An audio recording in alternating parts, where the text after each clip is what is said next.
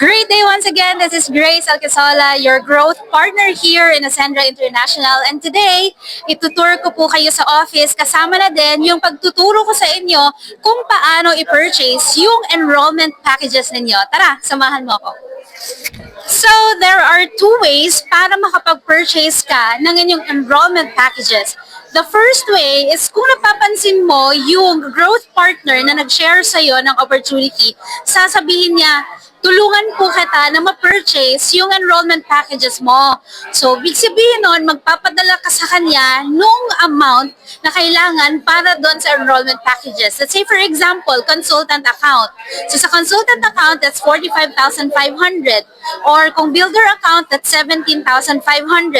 So, ngayon, sasabihin ni growth partner, padala mo sa akin or kay mentor or kay grand mentor yung amount na yon para matulungan ka na i-purchase sa office yung enrollment packages mo. So, first step.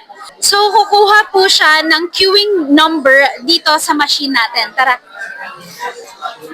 Dito po yun siya. Para makuha nyo po yung queuing number na makikita po yan doon sa screen.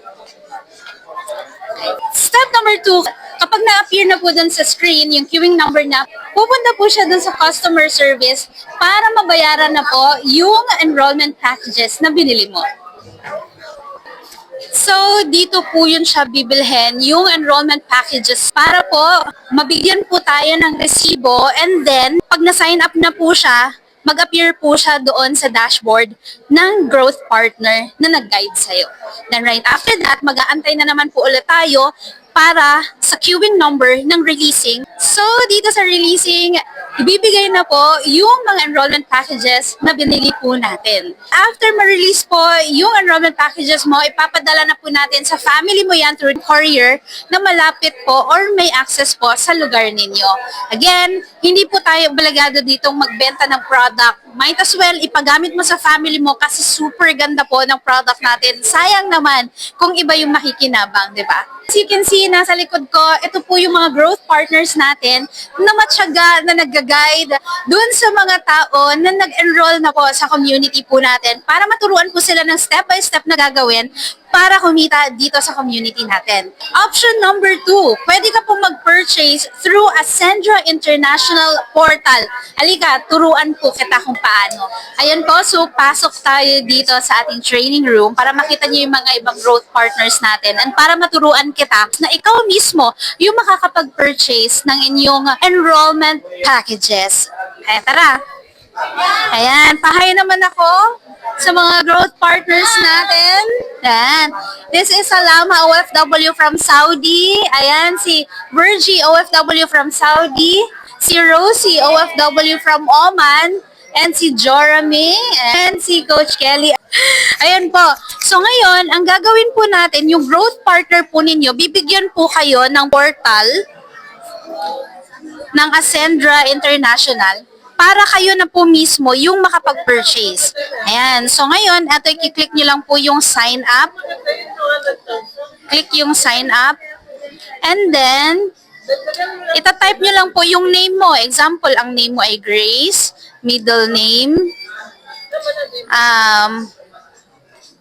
Ito. And then, birth date. So, itatype mo lang po dyan. I-click mo yan para sa at i-up mo lang po siya.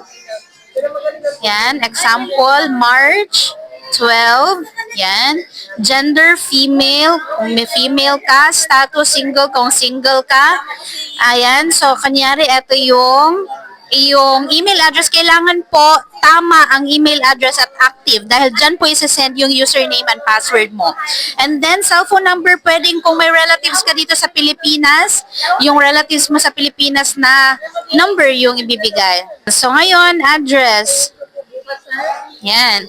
Yung ASC number or yung account ID number po niya. So, wag mo po talagang kakalimutan ha kasi hindi po makaka-proceed kapag walang ASC number. Example.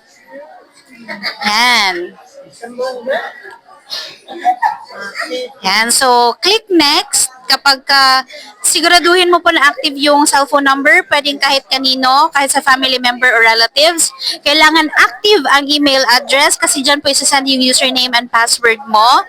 And then, kailangan tama po yung address and yung mga spelling. Yan, yung lahat ng details, kailangan tama siya. Next, papipiliin ka na po kung ano po yung account or enrollment package na bibilhin mo. Example lang, itong 17,500 MVP. Yan, choose package. And then, pag-click mo ng choose package, package selected, nakalagay, tapos next. Tapos, online payment, yung i-click mo. And then, click yung QR code plus yung GCash number mo or kung GCash yung gamit mo. Kung PayMaya naman, PayMaya number. And so, click I accept. And then, Pay Now. So, pag-click mo sa Pay Now, 67. So, mas mura po siya kapag kesa magpadala ka sa remittance. So, ngayon, iaano mo lang po ito. Yan. Ipipay through QR code mo lang po. Yan. So, pwede pong gamitin ang GCash, Maya, GrabPay, Union Bank. So, kapag ka po na-scan mo na po yung QR code mo, lalabas na po agad yung receipt, screenshot mo lang po para po maipaprocess na namin or makuha na namin sa releasing area yung iyong account para makuha na po namin sa releasing area ang iyong package. Okay, so ganyan po siya kadali yung ginagawa natin. So iwas scam, iwas mga duda-duda kasi portal na po agad ng kumpanya yung makikita natin. Okay, so thank you so much. I hope nakatulong ito para sa iyo para mas mapabilis yung pag-enroll mo sa community natin. God bless you! Congratulations and welcome to Ascendra!